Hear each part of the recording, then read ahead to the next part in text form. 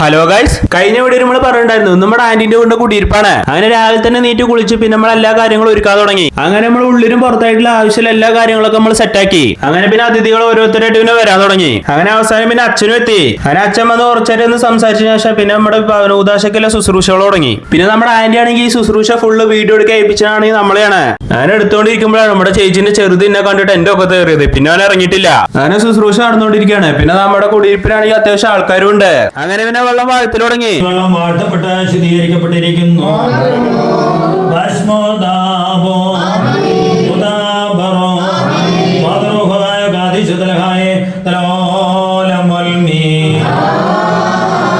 അങ്ങനെ പിന്നെ ഭവന ഉദാശയിലെ ഏറ്റവും പ്രധാനപ്പെട്ട ചടങ്ങ് തുടങ്ങി. അങ്ങനെ പിന്നെ വീട്ടിലുള്ള എല്ലാ വാതിലുകളുടെ കട്ടിലയിലും ശ്രീബമുദ്ര കുത്താൻ തുടങ്ങി. പിന്നെ എല്ലാ വാതിലുകളുടെ കട്ടിലയിലും മുദ്ര പതിപ്പിച്ചതിന് ശേഷം പിന്നെ ധൂപ പ്രാർത്ഥന തുടങ്ങി.